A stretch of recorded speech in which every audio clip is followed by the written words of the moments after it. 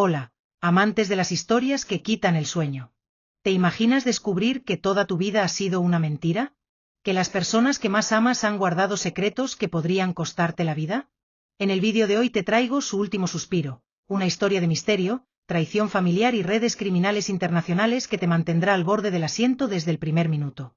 Antes de comenzar, me encantaría conocerte mejor. ¿Desde qué ciudad nos estás viendo? Déjamelo en los comentarios, porque me fascina saber que esta comunidad se extiende por todo el mundo hispanohablante. Y si esta es tu primera vez aquí, no olvides suscribirte al canal y activar la campanita para no perderte ninguna de nuestras historias semanales de suspense, misterio y drama. Empezamos en 3, 2, 1. El viento nocturno susurraba entre los olivos centenarios cuando Elena caminó por última vez hacia la casa de piedra donde había nacido. Sus pasos resonaban sobre las baldosas irregulares del patio, cada eco un recuerdo que se desvanecía como humo en la oscuridad. La luna llena bañaba el paisaje andaluz con una luz plateada que transformaba las sombras en fantasmas del pasado. Había regresado después de 20 años de ausencia, llamada por una carta que llegó a sus manos en París con el sello de lacre rojo que reconoció inmediatamente. La letra temblorosa de su padre, don Alejandro Mendoza, le suplicaba que volviera antes de que fuera demasiado tarde. Hay secretos que deben morir conmigo, decía la misiva, pero también verdades que merecen vivir contigo. La puerta principal crujió al abrirse, como si la casa misma gimiera de dolor. El interior olía a lavanda seca y a los cigarros puros que su padre fumaba cada noche en el estudio. Elena encendió la lámpara de aceite que colgaba junto a la entrada, y la luz dorada reveló los retratos familiares que cubrían las paredes del vestíbulo. Generaciones de Mendoza la observaban desde sus marcos dorados, sus ojos parecían seguir cada uno de sus movimientos. «Papá», susurró Elena, su voz quebrada por la emoción. El silencio le respondió, pero no era el silencio vacío de una casa abandonada.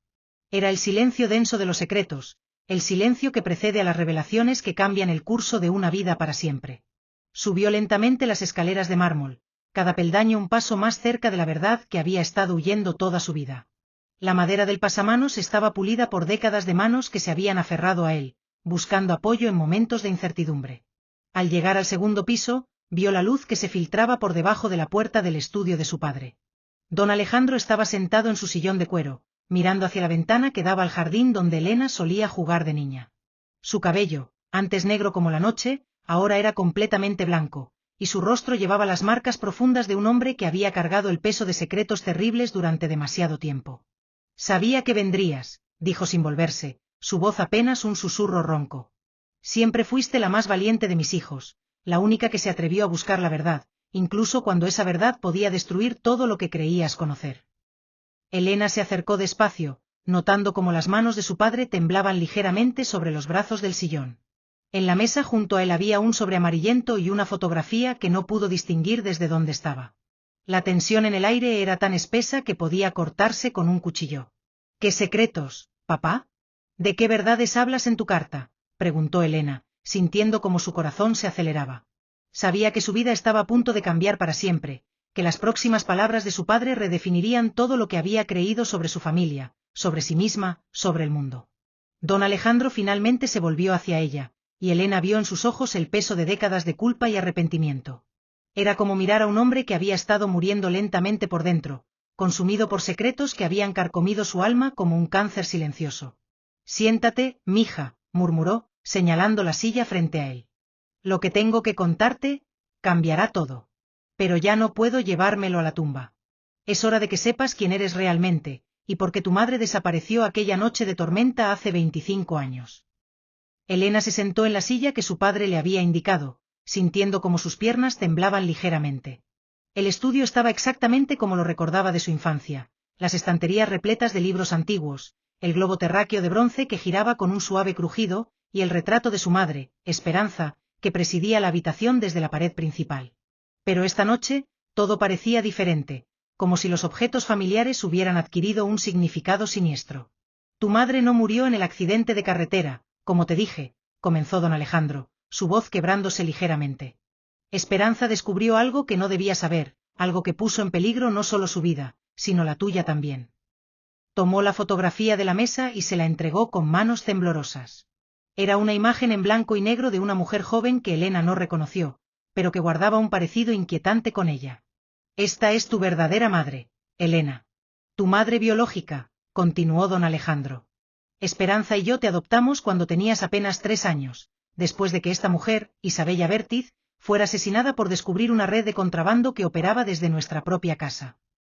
Las palabras cayeron como piedras en el silencio de la habitación, cada una resonando con el peso de una verdad que había estado oculta durante décadas. Elena sintió como si el mundo se tambaleara bajo sus pies.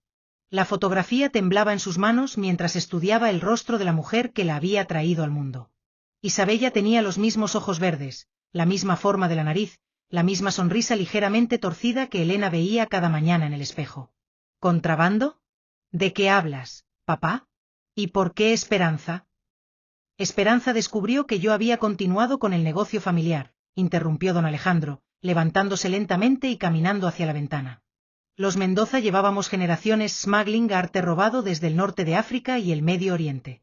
Piezas arqueológicas, manuscritos antiguos, joyas que habían pertenecido a familias judías durante la guerra. Esperanza encontró el túnel secreto bajo la bodega, vio los documentos, las cuentas bancarias en Suiza. La habitación parecía girar alrededor de Elena. Todo lo que había creído sobre su familia, sobre su identidad, se desmoronaba como un castillo de naipes. ¿Y la mataste por eso?, preguntó con una voz que no reconocía como suya, fría y distante. No fui yo quien apretó el gatillo, respondió su padre, sin volverse hacia ella. Pero fui yo quien permitió que sucediera. Mis socios no podían arriesgarse a que Esperanza hablara. Era demasiado honesta, demasiado íntegra. Sabían que eventualmente acudiría a las autoridades. Su voz se quebró completamente. Traté de protegerla, de convencerla de que se fuera contigo a América, pero ella insistió en que podíamos cambiar las cosas, en que podíamos empezar de nuevo. Elena se puso de pie bruscamente, la silla cayendo hacia atrás con un estruendo que resonó por toda la casa. ¿Y mi verdadera madre? ¿Isabella?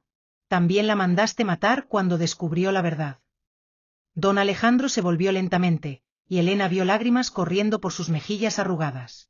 Isabella era una periodista investigativa que estaba siguiendo la pista de una red internacional de tráfico de arte. Se infiltró en nuestra organización haciéndose pasar por una compradora adinerada.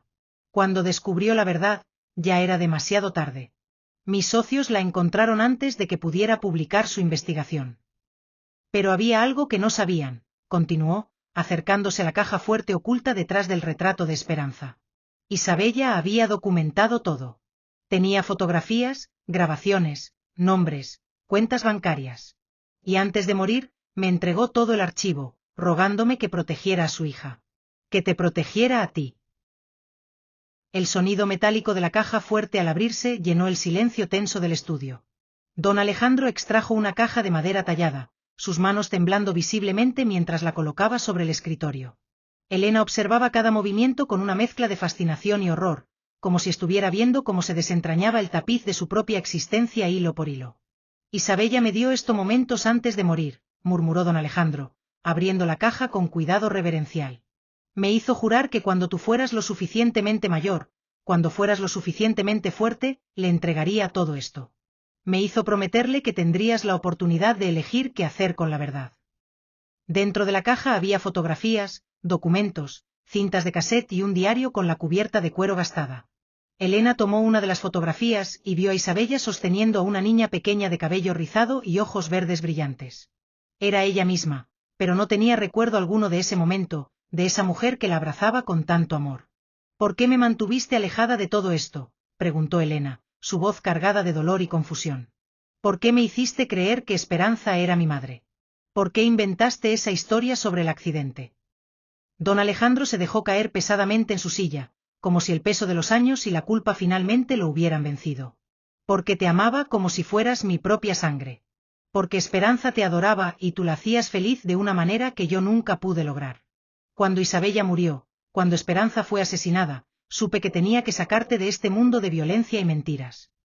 Te envié a París con mi hermana Carmen porque era la única manera de mantenerte a salvo, continuó, su voz cada vez más débil. Mis socios querían eliminarte también, pensaban que Isabella podría haberte contado algo, que podría ser un riesgo en el futuro. Tuve que convencerlos de que eras solo una niña, que no sabías nada, que nunca regresarías. Elena comenzó a hojear el diario de Isabella, reconociendo inmediatamente la letra elegante y decidida de su madre biológica. Las páginas estaban llenas de detalles sobre la investigación, nombres de contactos, ubicaciones de depósitos secretos, fotografías de piezas arqueológicas robadas. Era el trabajo de una mujer valiente y meticulosa que había arriesgado todo por exponer la verdad. Aquí hay suficiente evidencia para destruir toda la red, murmuró Elena, sin levantar la vista del diario. Nombres, fechas, lugares. ¿Por qué nunca entregaste esto a las autoridades? Porque habría significado mi muerte, y la tuya también, respondió don Alejandro con voz grave. Estos hombres tienen conexiones en todas partes. Políticos, jueces, policías. No hay autoridad en la que puedas confiar cuando el dinero y el poder se extienden tan profundamente. Tu madre biológica lo aprendió de la manera más difícil. Elena sintió una rabia ardiente creciendo en su pecho. Había vivido 20 años de su vida como una mentira, criada por el hombre que había permitido que mataran a sus dos madres. Pero al mismo tiempo, veía el dolor genuino en los ojos de don Alejandro, la manera en que sus hombros se curvaban bajo el peso de la culpa que había cargado durante décadas. Los socios de los que hablas, dijo Elena, cerrando el diario con un golpe seco, ¿siguen activos? La red sigue operando. Don Alejandro asintió lentamente. Más poderosa que nunca. Han expandido sus operaciones por toda Europa y América del Sur. Lo que comenzó como un negocio familiar de artefactos robados, se ha convertido en algo mucho más grande y más peligroso. Trafican con todo, arte, antigüedades, documentos históricos, incluso, personas. La palabra, personas, quedó suspendida en el aire como una sentencia de muerte. Elena sintió un escalofrío recorrer su columna vertebral mientras comprendía la magnitud de lo que su padre adoptivo le estaba revelando.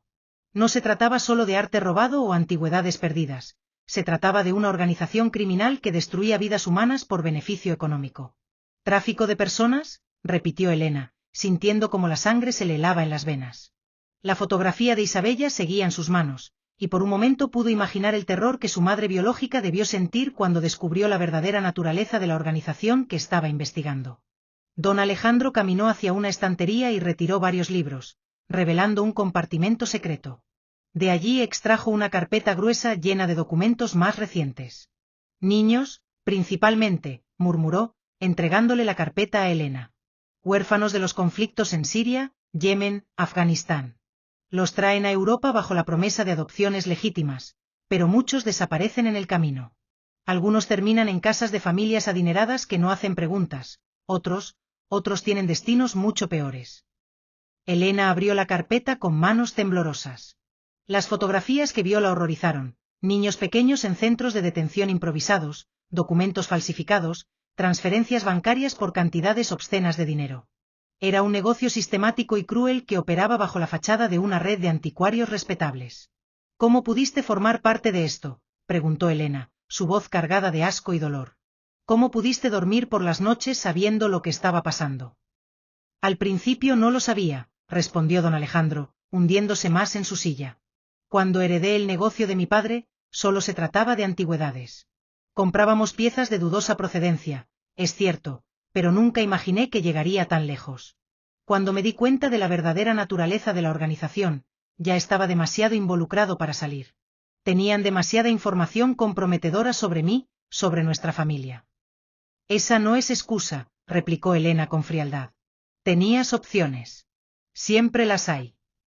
¿Las tenía?, preguntó don Alejandro, mirándola directamente a los ojos por primera vez en la conversación. ¿Tenía la opción de ponerte en peligro a ti? ¿De arriesgar la vida de Esperanza? Estos hombres no se detienen ante nada, Elena. Cuando Isabella comenzó a investigar, amenazaron con matar no solo a ella, sino a ti también. Cuando Esperanza descubrió la verdad, hicieron exactamente lo que habían prometido. Elena se puso de pie y caminó hacia la ventana, necesitando aire fresco para procesar toda la información. El jardín se extendía bajo la luz de la luna, y pudo ver las tumbas familiares en el pequeño cementerio privado donde pensaba que descansaba su madre adoptiva.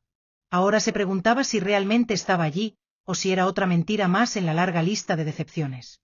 La investigación de Isabella, dijo Elena sin volverse, ¿está completa?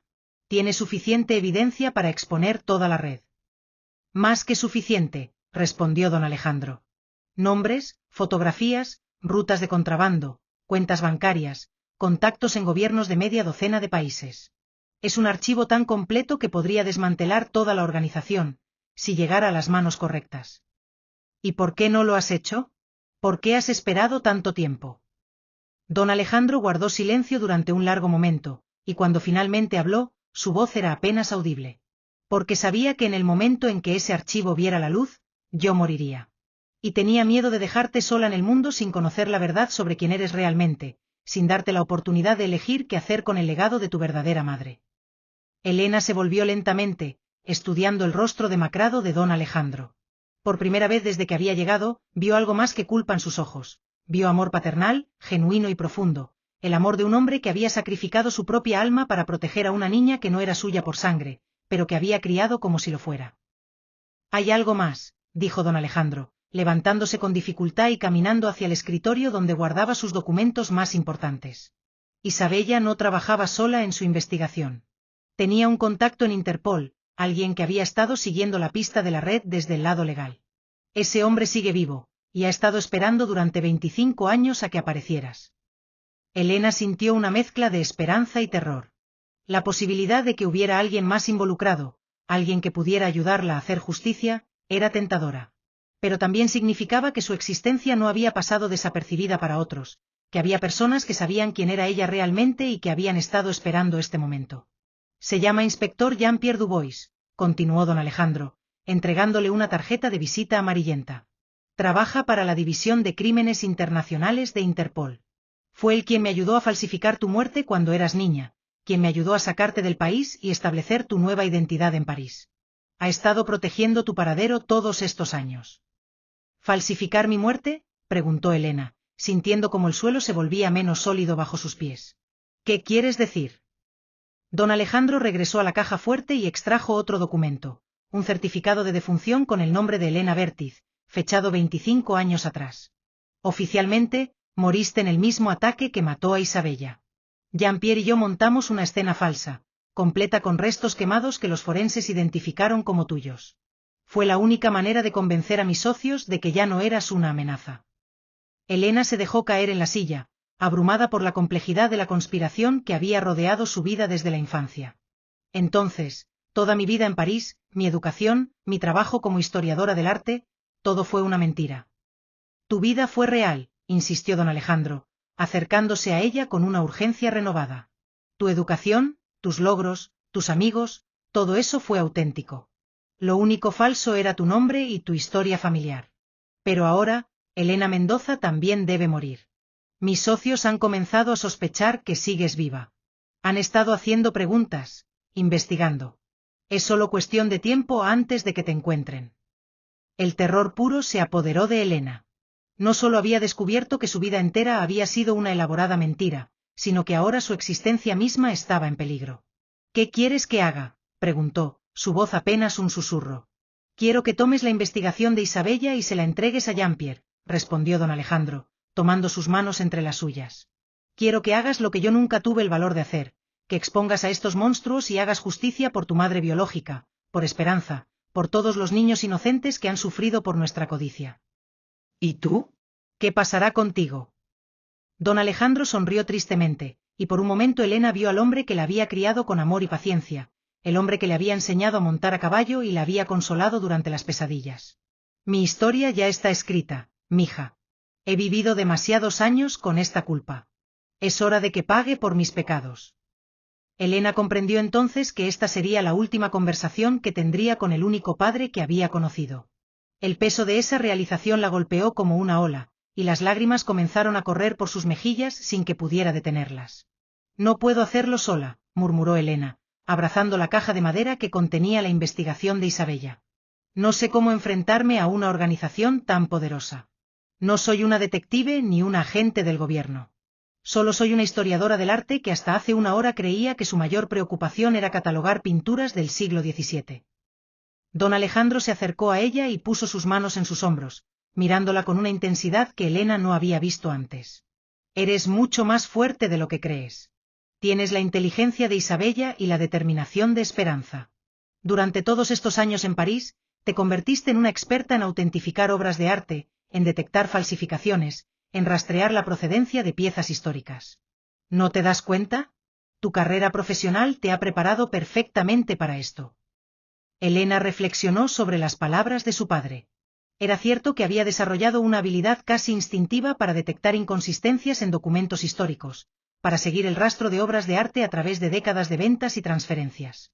Había trabajado con museos importantes, había colaborado con autoridades en casos de arte robado durante la Segunda Guerra Mundial. Sin darse cuenta, se había convertido en exactamente el tipo de persona que podría desentrañar una red de contrabando internacional.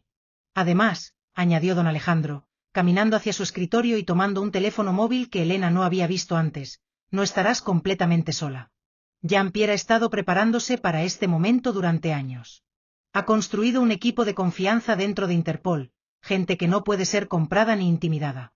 Están esperando tu contacto. Elena tomó el teléfono y vio que tenía un solo número guardado, J.P. Dubois. La realidad de lo que estaba a punto de hacer comenzó a asentarse en su mente.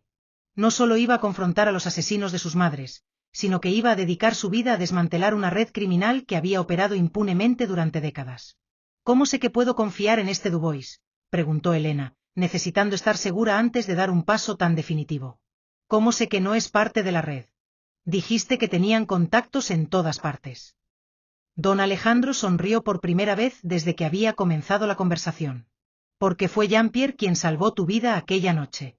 Cuando mis socios decidieron que tenías que morir junto con Isabella, él fue quien organizó toda la operación para fingir tu muerte. Arriesgó su carrera, su vida, su familia para protegerte. Si hubiera querido hacerte daño, habría tenido 25 años para encontrarte. Elena asintió lentamente, comenzando a entender la complejidad de la red de protección que había estado cuidándola sin que ella lo supiera. ¿Y los miembros de la organización? Siguen siendo los mismos después de tantos años. Algunos han muerto, otros se han retirado, pero el núcleo central sigue activo, respondió don Alejandro, abriendo uno de los archivos de Isabella. El líder es un hombre llamado Víktor Kozlov, un oligarca ruso que expandió las operaciones después de la caída de la Unión Soviética. Su lugarteniente es Marco Santini, un italiano que controla las rutas mediterráneas. Y luego está. Don Alejandro se detuvo abruptamente, su rostro palideciendo notablemente.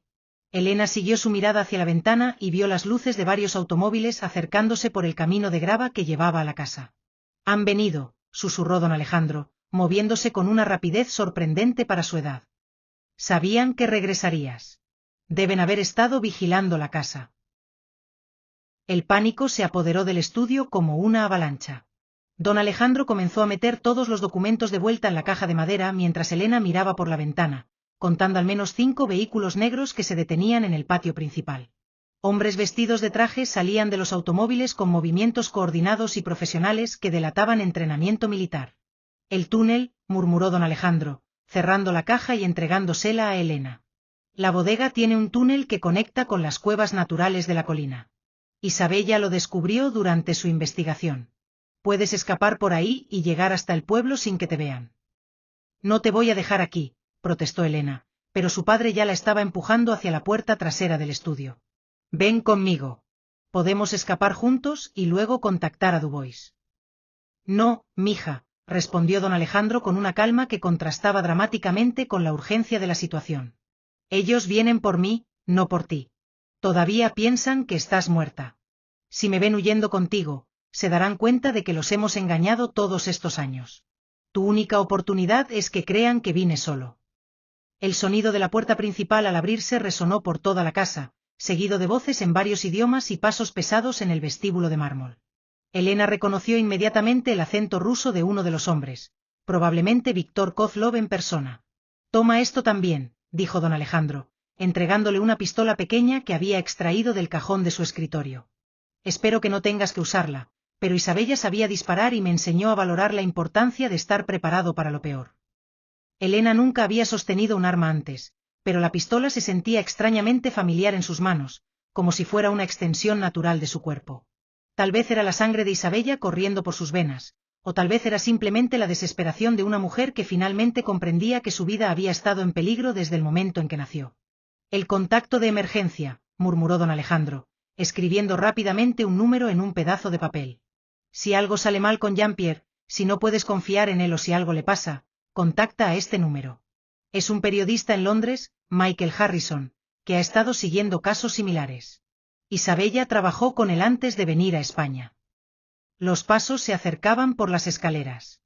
Elena pudo escuchar la voz grave de un hombre dirigiendo a otros en ruso, dando órdenes precisas sobre cómo registrar la casa. Tenían pocos segundos antes de que encontraran el estudio. Ve, urgió don Alejandro, empujándola hacia la puerta trasera que daba a una escalera de servicio. Baja a la bodega, encuentra la entrada del túnel detrás de las barricas de vino más antiguas. Sigue el pasaje hasta que llegues a la gruta con la pintura rupestre del toro. Desde ahí, hay un sendero que te llevará directamente al pueblo. Elena se detuvo en el umbral, mirando por última vez al hombre que la había criado como su propia hija. Te amo, papá, murmuró, las palabras saliendo de su corazón antes de que su mente pudiera procesarlas. Pese a todo, pese a las mentiras y los secretos, te amo. Los ojos de don Alejandro se llenaron de lágrimas. Y yo te amo a ti, más de lo que jamás podrás imaginar. Ahora ve, y haz que el sacrificio de tu madre valga la pena. Haz justicia por todos los inocentes que han sufrido por nuestra codicia. Elena bajó corriendo por la escalera de servicio, escuchando cómo las voces se acercaban al estudio. Llegó a la bodega justo cuando oyó que forzaban la puerta del estudio de su padre. La bodega estaba sumergida en una oscuridad absoluta que parecía tragarse la débil luz de la linterna que Elena había encontrado en la cocina. El aire era húmedo y espeso, cargado con el aroma dulce del vino que había envejecido durante décadas en las barricas de roble. Sus pasos resonaban de manera inquietante contra las paredes de piedra mientras se dirigía hacia la sección más antigua de la bodega, donde su padre le había dicho que encontraría la entrada del túnel. Arriba, podía escuchar voces elevadas y el sonido de muebles siendo movidos violentamente. Los hombres de Kozlov estaban registrando la casa metódicamente, buscando algo específico. Elena sabía que ese algo era ella, aunque ellos pensaran que estaban buscando documentos o evidencias que don Alejandro hubiera podido esconder. Encontró las barricas más antiguas en el rincón más alejado de la bodega, algunas con fechas talladas que se remontaban al siglo XVIII. Detrás de la barrica más grande, sus dedos encontraron lo que parecía ser una palanca de hierro oxidada. Cuando la movió, una sección de la pared de piedra se deslizó hacia un lado con un gemido profundo, revelando un pasaje estrecho que se perdía en la oscuridad. Elena se deslizó por la abertura, llevando consigo la caja de Isabella y el arma que su padre le había dado. El túnel era más estrecho de lo que había imaginado, apenas lo suficientemente ancho para que una persona pasara cómodamente. Las paredes estaban cubiertas de una humedad que goteaba constantemente, y pudo escuchar el eco lejano de sus propios pasos multiplicándose en la oscuridad. Mientras avanzaba, Elena pensó en Isabella, en la valentía que debió necesitar para infiltrarse en una organización tan peligrosa. Su madre biológica había sido una mujer extraordinaria, una periodista que había arriesgado todo por exponer la verdad. Elena sintió una conexión profunda con esa mujer a la que nunca había conocido conscientemente, pero cuya sangre corría por sus venas. El túnel comenzó a ascender gradualmente, y Elena pudo sentir corrientes de aire fresco que indicaban que se acercaba a la salida. Después de lo que parecieron horas, pero que probablemente fueron solo 30 minutos, llegó a una caverna más amplia iluminada por la luz de la luna que se filtraba desde una abertura en el techo. Allí estaba la pintura rupestre del toro que su padre había mencionado, un dibujo primitivo pero poderoso que había sido creado por algún antepasado lejano miles de años atrás. Elena se detuvo un momento para admirar la imagen, sintiendo una conexión extraña con todas las generaciones que habían pasado por ese mismo lugar, huyendo de peligros o buscando refugio. Desde la caverna, pudo ver las luces del pueblo de Ronda brillando en la distancia. El sendero que bajaba por la colina era traicionero en la oscuridad, pero Elena se las arregló para descender lentamente, usando raíces y rocas como apoyo. Cada paso la alejaba más de la única vida que había conocido y la acercaba más a un futuro incierto pero lleno de posibilidades de justicia. Cuando finalmente llegó al pueblo, Elena se dirigió directamente a la pequeña estación de autobuses. Sabía que tenía que salir de España lo más rápido posible, antes de que los hombres de Kozlov se dieran cuenta de que había escapado. Mientras esperaba el primer autobús a Sevilla, marcó el número de Jean-Pierre Dubois en el teléfono que su padre le había dado. «Inspector Dubois», respondió una voz profunda con acento francés después del primer timbre, como si hubiera estado esperando la llamada. «Soy Elena», murmuró ella, su voz temblorosa. «Elena Bertiz. Creo que ha estado esperando mi llamada durante mucho tiempo». Hubo un silencio largo al otro lado de la línea, y cuando Jean-Pierre finalmente habló, Elena pudo escuchar la emoción en su voz. «Isabella, tu madre, habría estado muy orgullosa de ti. ¿Estás a salvo? ¿Tienes los documentos?» «Por ahora estoy segura, y sí, tengo todo. Pero creo que mataron a mi padre adoptivo. Los vi llegar a la casa». Elena luchó por mantener la compostura, pero la realidad de la pérdida comenzaba a golpearla con toda su fuerza. Don Alejandro sabía que este día llegaría, respondió Jean-Pierre con suavidad. Hemos estado preparándonos para este momento durante 25 años. Necesito que vengas a París inmediatamente. Te enviaré un contacto seguro que te ayudará a salir de España sin ser detectada. La verdadera guerra apenas está comenzando. El vuelo nocturno de Madrid a París fue el más largo de la vida de Elena, aunque durara apenas 2 horas. Cada rostro en el aeropuerto le parecía sospechoso, cada mirada casual podía ser la de un asesino enviado por Kozlov. Jean-Pierre había cumplido su promesa. Un hombre mayor llamado Carlos la había recogido en Sevilla y la había transportado a Madrid usando rutas secundarias, documentos falsos y una identidad temporal que la convertía en una turista brasileña visitando Europa. La caja de Isabella descansaba en el asiento junto a Elena, disfrazada como una simple maleta de mano. Dentro llevaba 25 años de secretos que podrían derribar gobiernos, arruinar carreras políticas y enviar a docenas de criminales poderosos a prisión de por vida. El peso de esa responsabilidad era abrumador. Cuando el avión aterrizó en Charles de Gaulle, Elena siguió las instrucciones precisas que Jean-Pierre le había dado por teléfono. Se dirigió al café de la Terminal Internacional y pidió un café cortado con azúcar moreno, la contraseña que identificaría su contacto.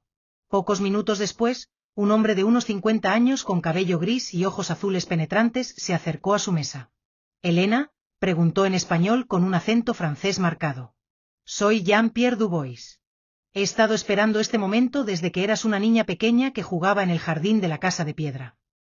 Elena estudió su rostro, buscando signos de engaño o peligro, pero lo que vio fue sinceridad y una tristeza profunda que reconoció inmediatamente. Era la misma expresión que había visto en los ojos de don Alejandro, la mirada de un hombre que había cargado secretos pesados durante demasiado tiempo. «¿Realmente conociste a Isabella?», preguntó Elena, necesitando confirmar que este hombre era quien decía ser. Jean-Pierre sonrió tristemente y sacó una fotografía de su billetera. Era la imagen de Isabella e Elena cuando era pequeña, pero esta vez Jean-Pierre también estaba en la foto, con un brazo protector alrededor de los hombros de Isabella. «Éramos más que socios profesionales», admitió. «Isabella y yo nos enamoramos durante la investigación. Planeábamos casarnos después de que expusiéramos la red y te pudiéramos dar una vida normal». Elena sintió como si acabara de recibir otro golpe emocional.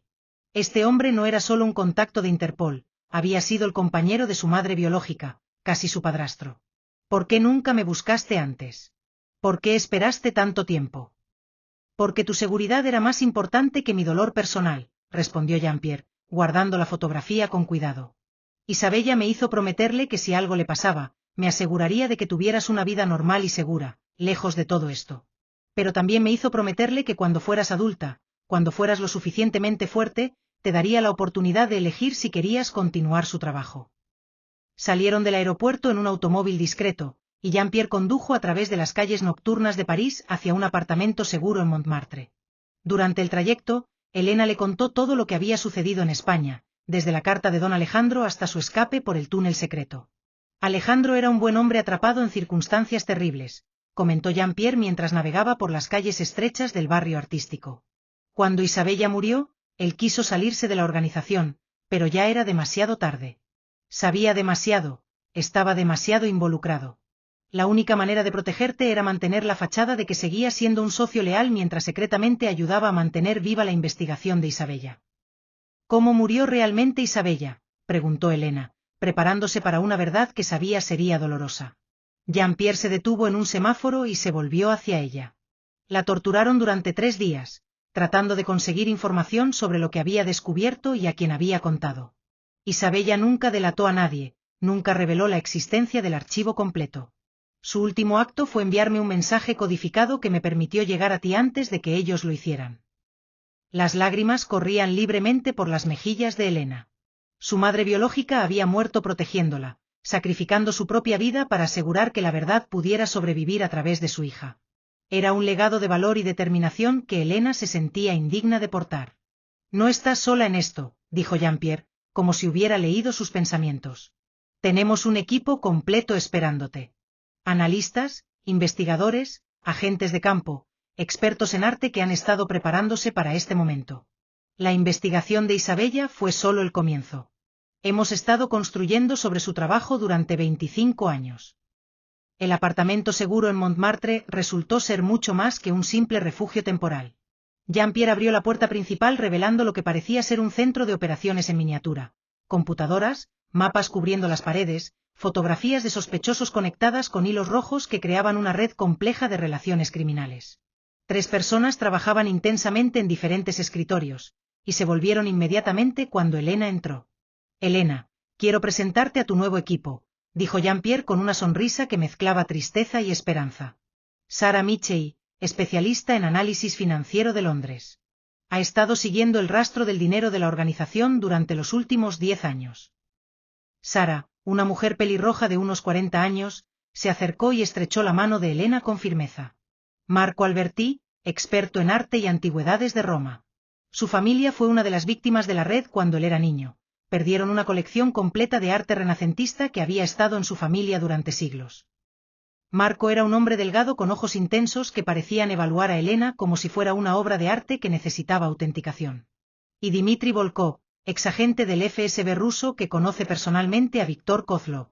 Dejó Rusia cuando descubrió las conexiones de Kozlov con el tráfico humano. Dmitry era un hombre imponente con cicatrices visibles en las manos, que asintió solemnemente hacia Elena sin sonreír.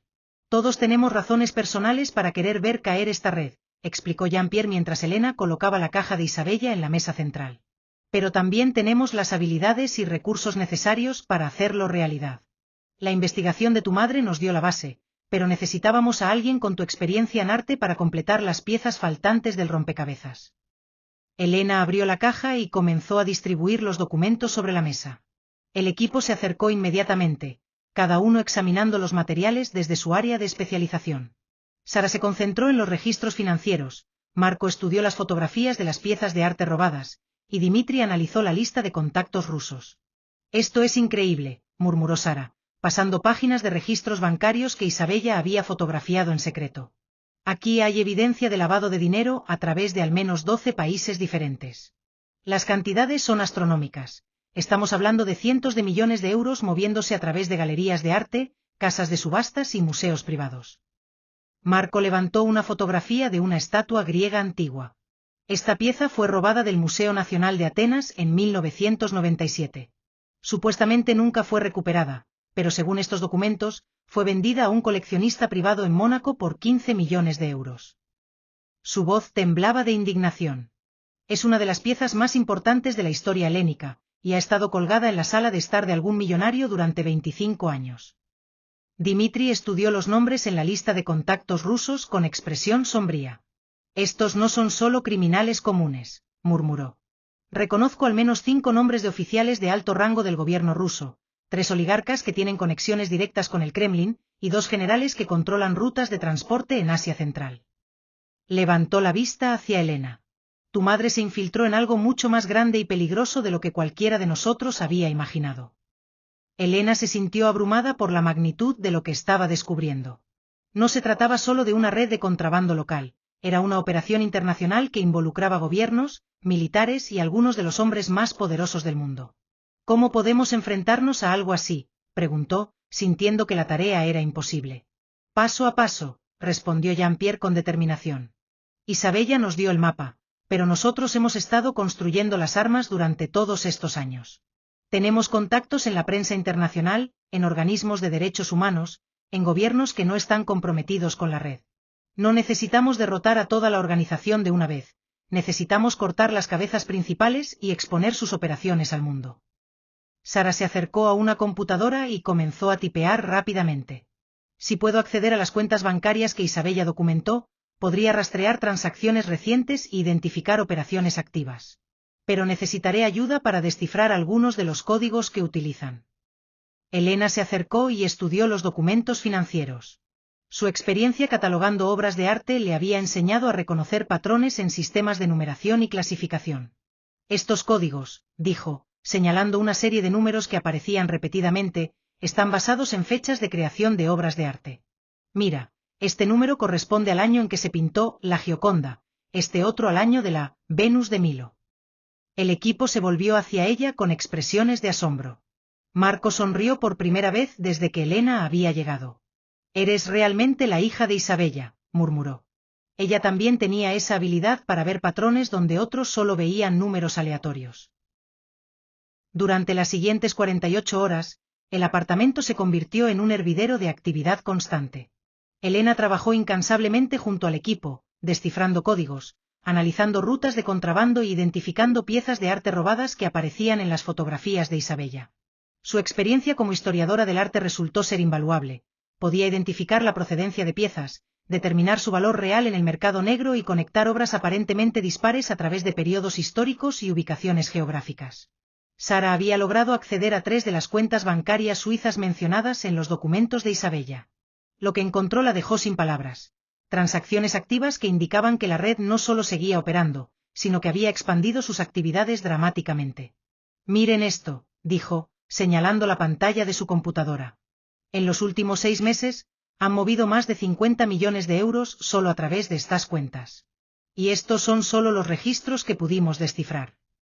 Marco había estado trabajando con catálogos de arte robado de museos internacionales, comparándolos con las fotografías del archivo de Isabella.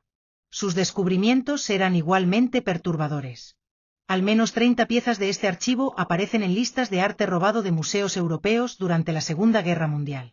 Estamos hablando de obras que fueron saqueadas por los nazis y que nunca fueron devueltas a sus propietarios legítimos o a los museos donde pertenecían. Dmitri se había concentrado en la estructura operacional de la red rusa. Utilizando sus contactos en el submundo moscovita, había confirmado que Viktor Kozlov no solo seguía activo, sino que había ascendido la jerarquía criminal hasta convertirse en uno de los hombres más poderosos e intocables de Rusia. El problema no es solo que sea un criminal, explicó Dmitri con gravedad. El problema es que ahora tiene protección oficial del gobierno ruso. Sus operaciones de contrabando se han convertido en una herramienta de política exterior extraoficial. Elena absorbió toda esta información mientras estudiaba un mapa de Europa que mostraba las rutas de contrabando identificadas por Isabella. Las líneas rojas que conectaban ciudades creaban un patrón complejo que se extendía desde Moscú hasta Casablanca, desde Estambul hasta Londres. Era una red que abarcaba 3 continentes y que había crecido exponencialmente desde la época de la investigación original de Isabella. ¿Y los niños?, preguntó Elena, la pregunta que había estado evitando durante días. ¿Siguen traficando con niños? El silencio que siguió a su pregunta fue más elocuente que cualquier respuesta. Jean-Pierre se acercó a otro mapa, este marcado con puntos azules que representaban centros de detención y casas seguras. Es la parte más lucrativa de su operación ahora, murmuró. Los conflictos en Medio Oriente y África han creado millones de refugiados, incluyendo cientos de miles de niños sin familia. La red los recoge de los campos de refugiados bajo la promesa de adopciones legítimas en Europa Occidental. Pero la mayoría nunca llegan a familias adoptivas, continuó Sara, su voz temblorosa de emoción contenida. Algunos son vendidos a redes de trabajo infantil, otros a familias adineradas que quieren evitar los procesos de adopción legales. Los más afortunados terminan en orfanatos privados que reciben subsidios gubernamentales por cada niño que albergan, sin importar las condiciones en las que los mantienen. Elena se sintió físicamente enferma. La magnitud del sufrimiento humano causado por esta organización era incomprensible. ¿Cuántos niños estamos hablando? En los últimos 5 años, estimamos que al menos 3.000 niños han pasado por sus redes, respondió Dmitri. La mayoría entre las edades de 5 y 15 años. Las niñas son especialmente vulnerables, muchas desaparecen completamente de los registros después de llegar a Europa. Elena se puso de pie abruptamente, ya no pudiendo contener la rabia que había estado creciendo en su interior. ¿Qué estamos esperando? ¿Por qué no hemos expuesto todo esto ya? ¿Tenemos evidencia suficiente para...? No tenemos evidencia suficiente, la interrumpió Jean-Pierre con suavidad pero firmeza. Tenemos el trabajo de Isabella de hace 25 años, que es increíblemente valioso pero está desactualizado. Necesitamos evidencia contemporánea. Necesitamos infiltrarnos en sus operaciones actuales y documentar sus actividades presentes. Y para eso, necesitamos tu ayuda de una manera que va mucho más allá de simplemente analizar documentos antiguos. Elena se volvió hacia él, sintiendo que estaba a punto de cruzar una línea de la que no habría vuelta atrás. ¿Qué quieres que haga? Queremos que te infiltres en la red, dijo Jean-Pierre, las palabras cayendo como piedras en el silencio del apartamento. Kozlov está organizando una subasta privada en Venecia la próxima semana. Solo los coleccionistas más exclusivos y poderosos están invitados. Es la oportunidad perfecta para que alguien con tu experiencia en arte se acerque a la organización sin levantar sospechas. Elena sintió como si el aire hubiera sido expulsado de sus pulmones. La idea de ponerse voluntariamente en el camino de los hombres que habían matado a Isabella y a Esperanza era aterradora. ¿Estás loco? Me reconocerán inmediatamente. Soy idéntica a Isabella, y si Kozlov estaba involucrado en su muerte. Esa es exactamente la razón por la que funcionará, interrumpió Marco, acercándose con una computadora portátil. Hemos estado monitoreando las comunicaciones de la red durante años. Kozlov ha estado obsesionado con Isabella desde su muerte. Habla de ella como la que se escapó, la única persona que casi logró destruir su imperio. Si aparece alguien que se parece a ella, con credenciales legítimas en el mundo del arte, su curiosidad será más fuerte que su precaución. Dimitri abrió un archivo en su computadora y mostró fotografías de vigilancia tomadas durante subastas anteriores. Kozlov siempre asiste personalmente a estas subastas. Es vanidoso, le gusta mostrar su poder y riqueza. Pero también es paranoico. Tendrá docenas de guardaespaldas, sistemas de seguridad de última generación, y protocolos estrictos para verificar la identidad de todos los asistentes. Por eso hemos estado preparando una identidad perfecta para ti durante años, añadió Sara, entregándole un pasaporte con su fotografía pero un nombre diferente, Dr. Esperanza Vértiz, historiadora del arte independiente especializada en piezas mediterráneas antiguas. Hemos construido un historial académico completo, publicaciones en revistas especializadas, incluso referencias de museos importantes que confirmarán tu reputación si alguien investiga. Elena estudió el pasaporte, impresionada por la atención al detalle. Habían usado el nombre de su madre adoptiva combinado con el apellido de su madre biológica, creando una identidad que honraba a ambas mujeres mientras la protegía a ella. ¿Y cómo exactamente se supone que voy a conseguir evidencia? No puedo simplemente sacar fotografías durante una subasta. Jean-Pierre sonrió por primera vez desde que se habían conocido. Ahí es donde entra en juego tu verdadero talento. Necesitamos que identifiques piezas específicas que sepamos que han sido robadas recientemente. Tenemos una lista de obras que desaparecieron de museos sirios e iraquíes durante los conflictos actuales. Si puedes confirmar que esas piezas están siendo subastadas por Kozlov, tendremos evidencia contemporánea de sus actividades criminales. Además, añadió Marco, necesitamos que plantes estos dispositivos de escucha en ubicaciones estratégicas durante la subasta. Le mostró pequeños dispositivos electrónicos del tamaño de botones. Son prácticamente indetectables y nos permitirán grabar conversaciones entre los miembros principales de la red. Con suerte, obtendremos información sobre operaciones futuras, rutas de transporte, y tal vez incluso ubicaciones donde están reteniendo niños. Elena tomó uno de los dispositivos, sintiendo su peso insignificante en la palma de su mano. Era difícil creer que algo tan pequeño pudiera ayudar a desmantelar una operación criminal tan masiva. ¿Y si me descubren? ¿Si reconocen quién soy realmente? Tendrás apoyo completo, respondió Dimitri. Estaré en Venecia haciéndome pasar por un oligarca ucraniano interesado en arte bizantino. Sara estará monitoreando todas las comunicaciones electrónicas desde una base móvil en un yate cercano. Marco se infiltrará en el equipo de seguridad de la subasta como un experto en autenticación de arte contratado por la casa de subastas. Y Jean-Pierre. Yo estaré coordinando con las autoridades italianas y europeas para asegurar que cuando tengamos la evidencia suficiente, podamos actuar inmediatamente, respondió. Tenemos solo una oportunidad de hacer esto bien. Si fallamos, Kozlov desaparecerá y reorganizará toda la red en un lugar donde nunca podremos alcanzarlo. Elena caminó hacia la ventana que daba al Sacré-Cœur, iluminado contra el cielo nocturno de París. La ciudad se extendía ante ella como un mar de luces, y se preguntó cuántas de esas luces ocultaban secretos similares a los que había descubierto. ¿Cuándo tengo que decidir?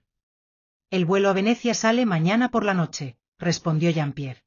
Necesitamos tiempo para prepararte, para repasar todos los detalles de tu identidad falsa y para asegurar que estés lista para cualquier situación que pueda surgir. Elena se volvió hacia el equipo, viendo la esperanza y determinación en sus rostros. Eran personas que habían dedicado años de sus vidas a este momento, que habían sacrificado mucho para llegar hasta aquí. Si acepto hacer esto, dijo lentamente, quiero garantías de que si algo sale mal, no se detendrán. Quiero saber que la investigación continuará sin mí. Tienes mi palabra, respondió Jean-Pierre solemnemente. Y la memoria de Isabella merece nada menos que eso.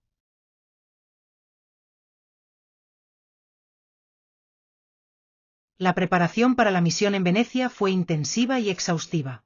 Durante las siguientes 24 horas, Elena se sumergió completamente en su nueva identidad como la doctora Esperanza Vértiz. Jean-Pierre y su equipo habían creado una biografía tan detallada que incluía anécdotas de la infancia, preferencias personales, e incluso una tesis doctoral ficticia sobre el comercio de arte bizantino durante el Imperio Otomano. Marco trabajó con Elena para perfeccionar su conocimiento sobre piezas específicas que probablemente aparecerían en la subasta. Kozlov tiene debilidad por 3 tipos de arte, explicó mientras le mostraba fotografías en su computadora. Iconos religiosos ortodoxos, especialmente los que fueron robados durante la Revolución Bolchevique. Piezas arqueológicas del Medio Oriente, particularmente tabletas cuneiformes y estatuas mesopotámicas.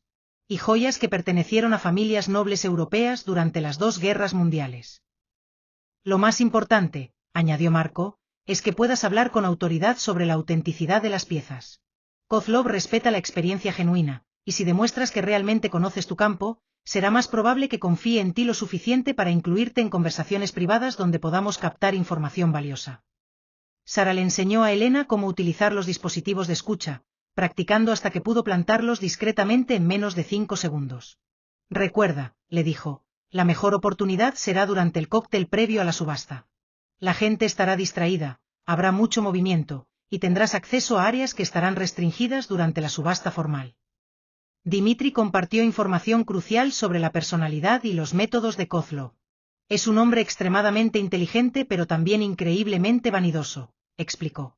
Le gusta impresionar a los expertos en arte con su conocimiento, aunque la mayoría de lo que sabe lo aprendió de otros. Si puedes halagarlo sutilmente mientras demuestras tu propia experiencia, querrá mostrarte piezas de su colección privada. Esa será tu mejor oportunidad para documentar evidencia directa. Jean-Pierre repasó con Elena todos los protocolos de emergencia. Si algo sale mal, si sientes que estás en peligro inmediato, usa esta frase: me pregunto si esta pieza ha sido exhibida en el Louvre. Es una señal de que necesitas extracción inmediata. Marco estará monitoreando todas las comunicaciones, y tendremos un equipo de respuesta rápida esperando en el agua. La noche antes del viaje a Venecia, Elena se encontró sola en el apartamento mientras el equipo realizaba los preparativos finales. Se sentó frente al espejo del baño, estudiando su propio rostro y viendo por primera vez los rasgos de Isabella claramente reflejados en sus propias facciones.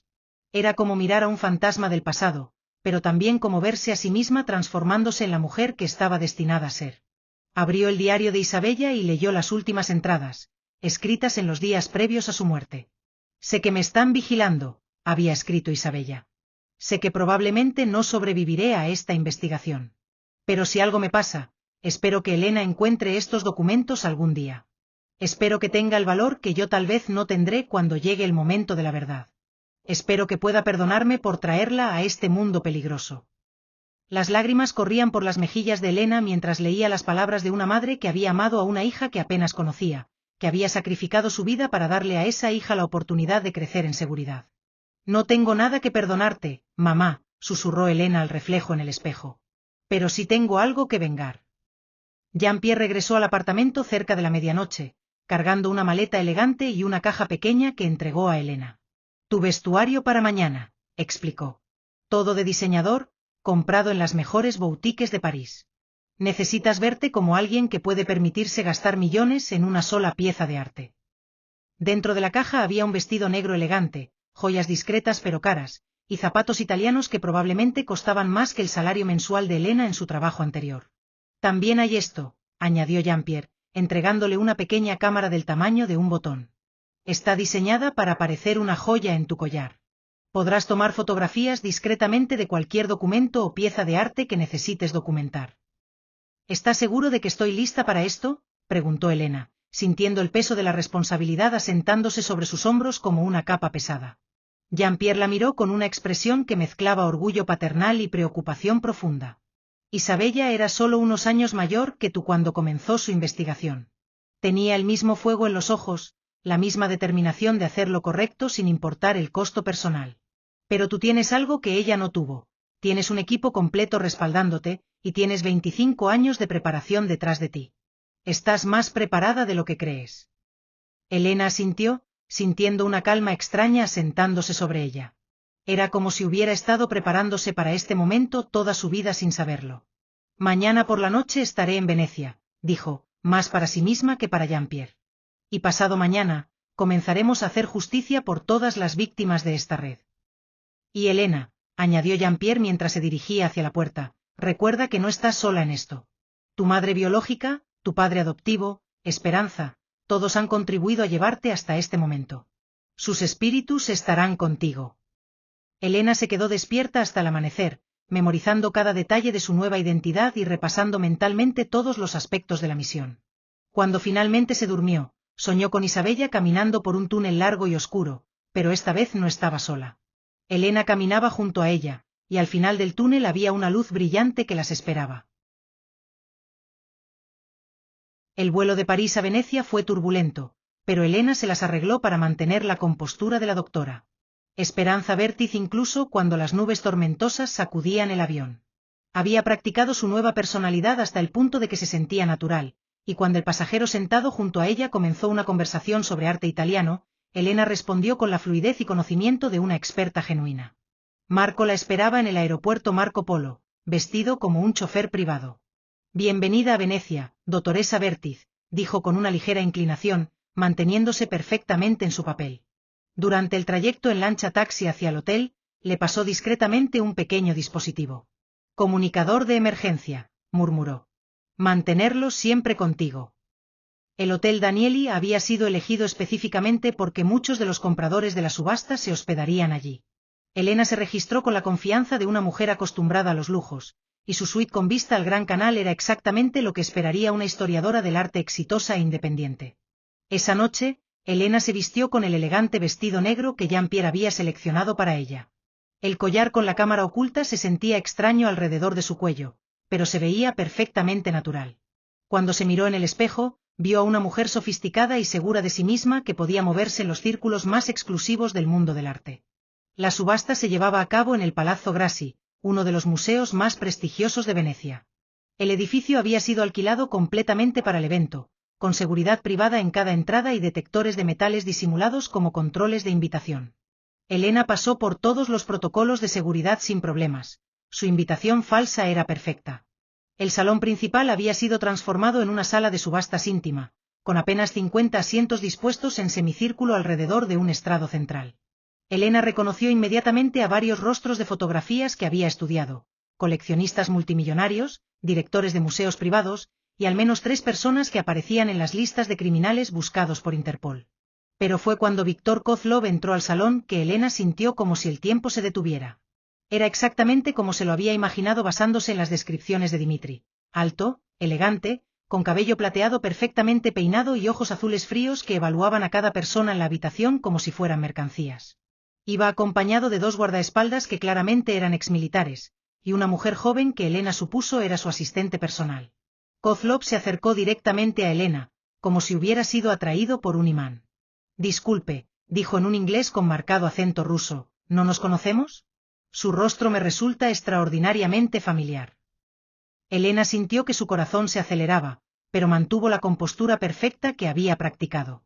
No creo que nos hayamos conocido, respondió con una sonrisa profesional. Soy la doctora Esperanza Vértiz, especialista en arte bizantino y mediterráneo. Quizás ha visto alguna de mis publicaciones en revistas especializadas. Los ojos de Kozlov la estudiaron intensamente durante un momento que pareció eterno. Sí, murmuró finalmente, debe ser eso. Tiene el rostro de alguien que comprende verdaderamente el arte, que puede ver más allá de la superficie hacia el alma de una pieza. Su sonrisa era encantadora, pero tenía algo que hacía que Elena sintiera escalofríos. Espero que encuentre algo de su interés esta noche, continuó Kozlov. Tenemos piezas verdaderamente excepcionales. Algunas que han estado perdidas durante décadas, finalmente recuperadas y ofrecidas a coleccionistas que pueden apreciar su verdadero valor. Elena sabía que recuperadas era un eufemismo para robadas, pero asintió con interés profesional. Estoy particularmente interesada en iconos ortodoxos del período bizantino tardío. ¿Hay alguna pieza de esa época en la subasta de esta noche? Los ojos de Kozlov brillaron con lo que Elena reconoció como una mezcla de avaricia y orgullo. Tengo algo que podría interesarle mucho, dijo, bajando la voz conspiratorialmente. Pero no estará en la subasta pública. Es demasiado sensible para ser mostrado abiertamente. Después de la subasta, si le parece, me gustaría mostrarle algunas piezas de mi colección privada. Elena sintió una mezcla de triunfo y terror. Había logrado captar el interés de Kozlov exactamente como habían planeado, pero ahora se daba cuenta de que estaba a punto de entrar en la guarida del lobo. Sería un honor, respondió, manteniendo el tono profesional perfecto. La subasta comenzó momentos después, y Elena observó con horror fascinado cómo se subastaban piezas que reconoció inmediatamente como arte robado. Un manuscrito iluminado del siglo XIII que había desaparecido de una biblioteca monástica en Siria. Una estatua sumeria que había estado en el Museo Nacional de Bagdad antes de la invasión. Un icono ruso que aparecía en la lista de tesoros perdidos durante la Segunda Guerra Mundial. Durante los descansos, Elena logró plantar 3 de los dispositivos de escucha en ubicaciones estratégicas. Uno bajo una mesa de cóctel donde vio que se reunían varios de los compradores más importantes, otro en el marco de una pintura cerca del área VIP donde Kozlov entretenía a sus invitados especiales, y el tercero en el baño de mujeres donde había escuchado que varias esposas de compradores importantes discutían detalles financieros que sus maridos preferían mantener en privado. Cuando la subasta formal terminó, Kozlov se acercó a Elena como había prometido. «Doctora Bertiz», dijo, ofreciéndole su brazo, «¿le gustaría acompañarme a ver algo verdaderamente extraordinario?» Elena tomó su brazo, sintiendo como si estuviera caminando voluntariamente hacia su propia destrucción. Pero también sabía que era su única oportunidad de obtener la evidencia que necesitaban para desmantelar toda la red. Kozlov la condujo a través de un laberinto de pasillos del Palazzo Grassi hasta llegar a una habitación privada que había sido convertida en un estudio temporal. Las paredes estaban cubiertas con piezas de arte que Elena reconoció inmediatamente como algunas de las obras más buscadas por museos internacionales. Pinturas que habían desaparecido durante la guerra, esculturas que habían sido robadas de excavaciones arqueológicas, manuscritos que se creían perdidos para siempre. «Bienvenida a mi colección más íntima», murmuró Kozlov, observando la reacción de Elena cuidadosamente. «Estas piezas no pueden ser mostradas públicamente, por razones que estoy seguro comprende. Pero para alguien con su experiencia, con su discreción, puedo hacer una excepción». Elena luchó por mantener su compostura profesional mientras internamente catalogaba cada pieza, reconociendo docenas de obras que aparecían en listas de arte robado de Interpol. La cámara oculta en su collar trabajaba constantemente, documentando evidencia que podría enviar a Kozlov a prisión de por vida. «Esta pieza», dijo Kozlov, señalando un icono ortodoxo extraordinariamente hermoso, perteneció a la familia Romano. Desapareció durante la Revolución, se creía destruido. Pero como puede ver, simplemente encontró su camino hacia alguien que podía apreciarlo adecuadamente. Elena se acercó al icono, y su corazón se detuvo. No solo reconoció la pieza por sus estudios históricos, sino que pudo ver una pequeña inscripción en la esquina inferior que había memorizado años atrás. «Para Isabella, mi amor eterno. J.P.». Era la pieza que Jean-Pierre había regalado a Isabella, la que había desaparecido de su apartamento la noche que fue asesinada. «Es extraordinario», murmuró Elena, luchando por mantener la voz estable. «La calidad de la pintura, la delicadeza del trabajo en oro, debe ser invaluable». «En términos monetarios, sí», respondió Kozlov. «Pero para mí tiene un valor sentimental particular. Perteneció a una mujer que, digamos que me causó considerables problemas hace años. Una periodista entrometida que no sabía cuándo detenerse. Mantener esta pieza es un recordatorio de que siempre gano al final». Elena sintió una rabia fría y controlada corriendo por sus venas. Este hombre no solo había ordenado el asesinato de Isabella, sino que mantenía un trofeo de su muerte, exhibiéndolo como una señal de su poder y crueldad. «¿Qué pasó con esa mujer?», preguntó, manteniendo un tono de curiosidad académica. La sonrisa de Kozlov se volvió más fría. «Oh, tuvo un accidente muy desafortunado. Ella y su hija pequeña. A veces las personas hacen preguntas sobre cosas que no las conciernen, y las consecuencias pueden ser fatales». Elena tuvo que hacer un esfuerzo supremo para no reaccionar visiblemente. Kozlov no solo había matado a Isabella, sino que creía que había matado a Elena también. Su existencia era la prueba viviente de que Víktor Kozlov no era invencible, de que su red tenía grietas que podían explotarse. «Comprendo perfectamente», murmuró Elena. «La discreción es esencial en nuestro campo. Hay ciertas preguntas que simplemente no deben hacerse». Kozlov la estudió con nueva intensidad, y Elena sintió que estaba evaluando si podía confiar en ella completamente. «Doctora Bertiz», dijo lentamente, «tengo una propuesta para usted. Estoy expandiendo mis operaciones en América del Sur, y necesito a alguien con su experiencia y flexibilidad moral para autenticar piezas que llegarán desde esa región. El trabajo sería muy lucrativo y completamente privado. Elena se dio cuenta de que le estaba ofreciendo una posición dentro de la red, la oportunidad de convertirse en parte del sistema que había destruido tantas vidas. Era la apertura perfecta para infiltrarse más profundamente en la organización, pero también significaba comprometerse a un nivel que podría ser imposible de mantener. Es una oferta muy intrigante, respondió cuidadosamente. ¿Qué tipo de piezas estaríamos manejando específicamente? Arte precolombino principalmente, explicó Kozlov, acercándose a una vitrina que contenía varias figuras doradas. Piezas que están siendo liberadas de colecciones privadas y museos pequeños que no tienen los recursos para protegerlas adecuadamente. También algunos artefactos que están siendo recuperados de sitios arqueológicos antes de que los gobiernos locales puedan reclamarlos. Elena comprendió que estaba describiendo una operación masiva de saqueo arqueológico en América del Sur, probablemente coordinada con grupos criminales locales y funcionarios gubernamentales corruptos. ¿Y los procedimientos de autenticación? ¿Serían similares a los que usa aquí en Europa? Kozlov sonrió con lo que Elena interpretó como aprobación. Exactamente el mismo sistema. Documentación cuidadosamente preparada, cadenas de custodia que pueden resistir inspección casual, y por supuesto, compradores que no hacen preguntas inconvenientes sobre la procedencia. En ese momento, Elena escuchó un ruido sutil en el pasillo exterior. Reconoció inmediatamente el patrón de pasos que Marco había usado para indicar que algo había salido mal. Su tiempo se agotaba, y necesitaba salir de esa habitación antes de que su identidad fuera descubierta. Señor Kozlov, dijo Elena, mirando su reloj con preocupación actuada, me temo que tengo que irme pronto. Tengo un vuelo muy temprano mañana por la mañana.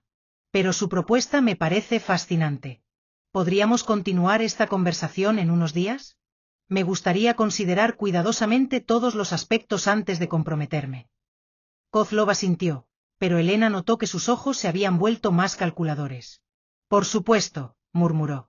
Pero antes de que se vaya, hay una última cosa que me gustaría mostrarle. Algo que creo que encontrará particularmente relevante.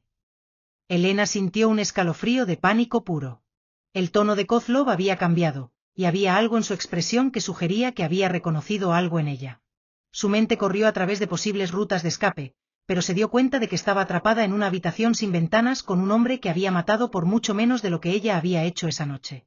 Kozlov caminó hacia un escritorio y abrió un cajón, extrayendo una fotografía que Elena reconoció inmediatamente.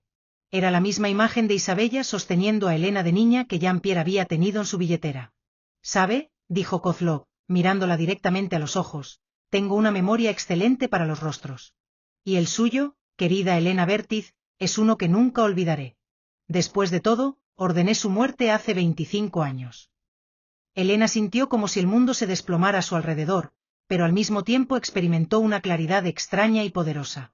El momento que había estado temiendo finalmente había llegado, pero también se dio cuenta de que ya no tenía miedo. Tenía toda la evidencia que necesitaba, y Víctor Kozlov acababa de confesar el asesinato de Isabella ante una cámara que estaba grabando cada palabra. Su último suspiro, y la sonrisa de su padre fue lo último que vio, murmuró Elena, repitiendo las palabras que habían estado atormentándola desde el comienzo de esta pesadilla. Pero ahora comprendía su verdadero significado, no eran una premonición de su propia muerte, sino la descripción del momento en que Víctor Kozlov se daría cuenta de que había perdido, de que la hija de Isabella había regresado para completar la obra de su madre. Elena sonrió, y en esa sonrisa Kozlov vio el eco de Isabella, de don Alejandro, de todas las personas que habían amado y protegido a esta mujer extraordinaria. Era una sonrisa que prometía justicia, que anunciaba el fin de su reino de terror. Sí, murmuró Elena, soy Elena Bertiz. Y he venido a terminar lo que mi madre comenzó.